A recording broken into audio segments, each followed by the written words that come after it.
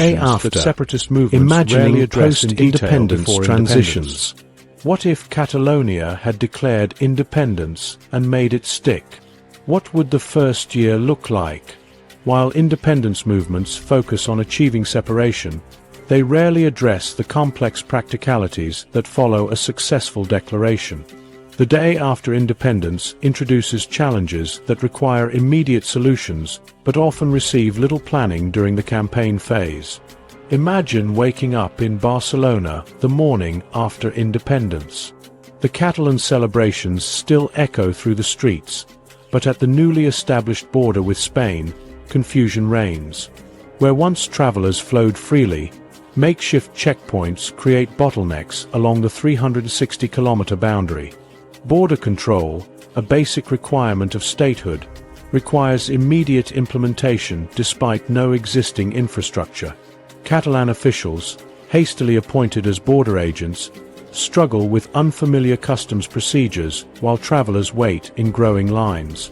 This border scene represents one glimpse of a complex transition period.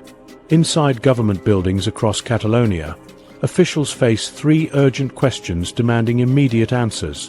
Which currency will fill wallets tomorrow? Which laws govern disputes tonight? Which international agreements allow planes to land, mail to arrive, and goods to cross borders? In shops and banks throughout Catalonia, currency questions create immediate practical problems.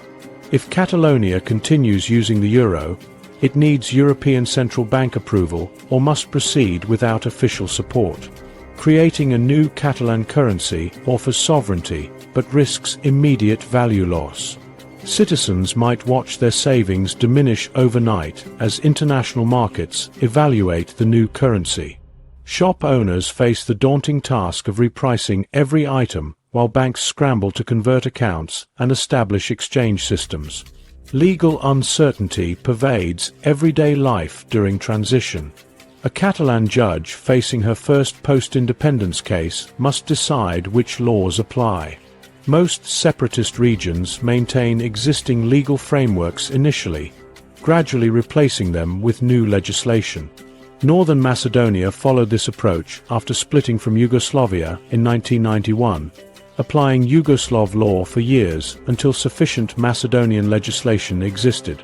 Meanwhile, ordinary Catalans wonder about the status of their property rights, contracts, and professional licenses in this legal limbo. International relationships present perhaps the most visible disruption. A Catalan farmer who previously shipped produce throughout Europe now finds his goods stopped at borders, lacking the necessary certifications. Aviation authorities question whether Barcelona's airport maintains proper clearances for international flights. These disruptions occur because international agreements signed by Spain don't automatically transfer to newly independent Catalonia. Richard Collins, international law professor, explains, countries like Scotland or Catalonia would need to renegotiate thousands of international agreements governing everything from aviation rights to fisheries management. These negotiations take years to complete, creating significant uncertainty during transition. Diplomatic recognition forms the foundation for addressing these challenges. Without recognition from key partners, Catalonia struggles to establish formal relationships necessary for normal functioning. Government institutions transform overnight as civil service systems, tax collection agencies, and regulatory bodies continue operating while adapting to new authorities. Security arrangements demand immediate attention. Police officers patrolling Barcelona streets must determine their new chain of command. National defense becomes an immediate concern. Does Catalonia establish military forces from scratch or convert regional police? When Slovenia declared independence from Yugoslavia, it transformed its territorial defense forces into a national military overnight. But these forces initially lacked heavy weapons, air defense capabilities, and proper command structures. The human dimension of independence emerges through population movements. Some Spanish nationals in Catalonia might return to Spain, while Catalans working abroad might return home. This creates logistical challenges for housing and employment systems. Citizenship determination becomes personal and immediate. Who automatically receives Catalan citizenship, and what options exist for others? Economic life transforms during transition. A business owner in Girona watches investment decisions freeze as international partners assess the new political reality. Trade relationships face disruption as new procedures replace established patterns. When Czechoslovakia separated into Czech Republic and Slovakia in 1993, their initial currency union collapsed within weeks due to market speculation, demonstrating how economic forces can overwhelm careful political planning. Public services continue despite administrative challenges. A patient entering a Barcelona hospital wonders whether her medical records remain accessible and her healthcare coverage valid. Teachers question which curriculum they should teach. These services must continue without interruption while transferring administrative systems from Spanish to Catalan control. For citizens who opposed independence, transition brings particular anxiety. Every separatist region contains populations who identify strongly with the former state. Their status and rights following independence shape both international legitimacy and internal stability for newly independent Catalonia. Successful transitions typically share several characteristics: extensive pre-independence planning, transitional arrangements with a former parent state, and international support. When these elements align, new states navigate transition periods with minimal disruption. When absent, independence leads to institutional weakness and economic difficulty. The gap between independence aspirations and the complex reality of state building often surprises both leaders and citizens of new countries. While these challenges don't make independence impossible, they require detailed planning and realistic expectations about the difficulties involved in creating a new state from an existing region. The other side: parent nations and containment strategies. How do nations like Spain, China, and the UK work to prevent their territories from breaking away? For every separatist movement we've explored, there exists a central government working diligently to maintain territorial integrity. These parent nations employ various strategies ranging from dialogue to force, with most falling somewhere in between these extremes. Spain's approach to Catalonia demonstrates how containment strategies evolve over time. When Catalonia held its unauthorized independence referendum in October 2017, the Spanish government under Prime Minister Mariano Rajoy responded with direct police intervention. Spanish National Police seized ballot boxes, removed voters from polling stations, and used batons and rubber bullets against civilians. This heavy-handed approach aimed to physically prevent the vote, but backfired by creating sympathetic images of injured voters that strengthened separatist resolve. Following the referendum, Spain employed constitutional powers to suspend Catalonia's autonomy. Article 155 of the Spanish Constitution allowed Madrid to dismiss the Catalan government, dissolve its parliament, and take direct control of the region's institutions. The judicial system became Spain's next tool, with courts charging Catalan leaders with sedition and misuse of public funds. 9 leaders received prison sentences while others fled Spain to avoid prosecution, a strategy that functioned like a chess player sacrificing pieces to protect the king. Spain's approach transformed significantly after Pedro Sánchez became Prime Minister in 2018. His socialist government pursued dialogue rather than confrontation, meeting with Catalan authorities to discuss increased funding and greater regional powers. This approach culminated in pardons for imprisoned separatist leaders in 2021 and an amnesty law in 2024. This evolution from crackdowns to amnesty illustrates the delicate balancing act central governments navigate, much like a tightrope walker adjusting their position with each gust of wind.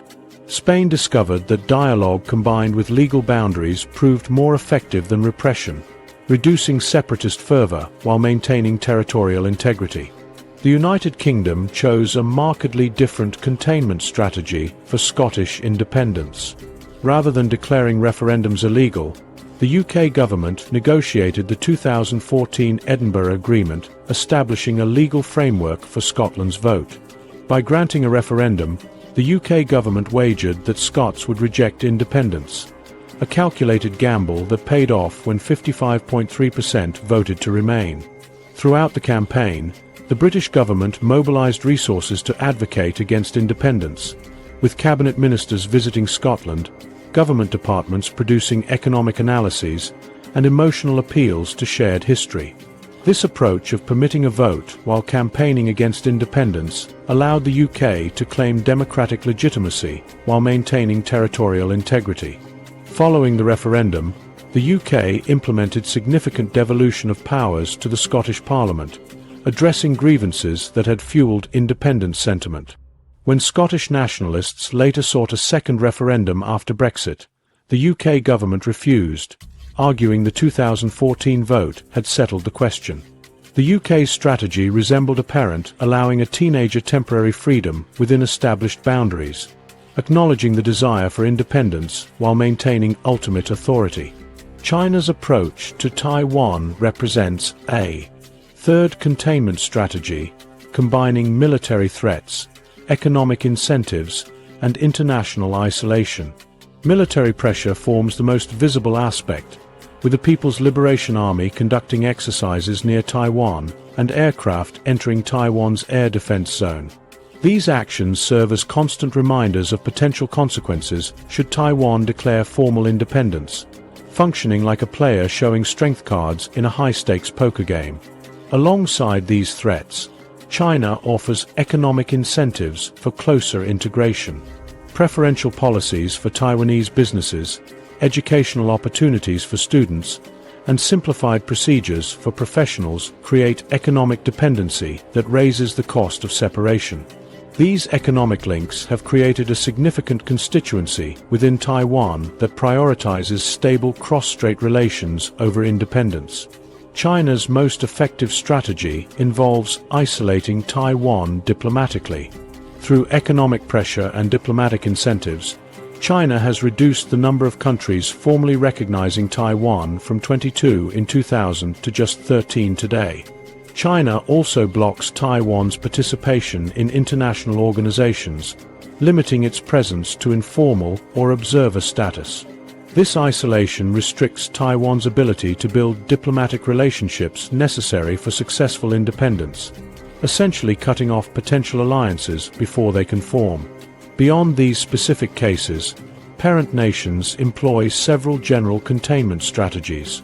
Decentralization and autonomy arrangements grant separatist regions significant self-governance while maintaining the overarching state structure. Belgium's transformation into a federal state with substantial language community autonomy effectively diffused much separatist sentiment in Flanders. Fiscal transfers often accompany these arrangements, with governments providing financial benefits to potentially separatist regions. Cultural recognition provides another containment tool.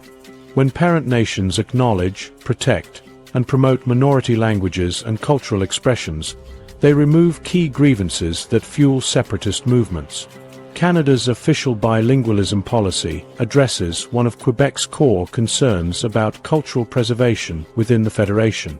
These varied approaches reveal that parent nations strategically respond to contain independence movements through combinations of dialogue, concessions, legal constraints, and occasionally force.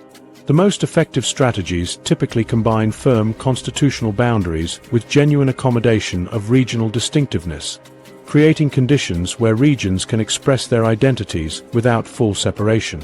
As we've seen throughout this journey, separatism ultimately comes down to human psychology, our need to belong to communities with shared identity while simultaneously controlling our collective destiny. Both separatist movements and parent nations appeal to these fundamental psychological drives through their competing narratives about national identity and self-determination. Independence movements expose a core tension in our world: rigid borders versus evolving identities. The post-World War II international system established mostly fixed boundaries, yet people's sense of who they are continues to shift and develop within these lines. This tension creates ongoing pressure points across the globe. From Catalonia to Scotland, Taiwan to Kurdistan, these movements persist regardless of their success in achieving statehood. Every independence movement represents historical grievances, cultural preservation, economic calculations, and human desires for self-governance. As we've seen through history, culture, economics, and geopolitics, these identity questions continuously reshape our world. The question remains: can our international system adapt to these evolving identities?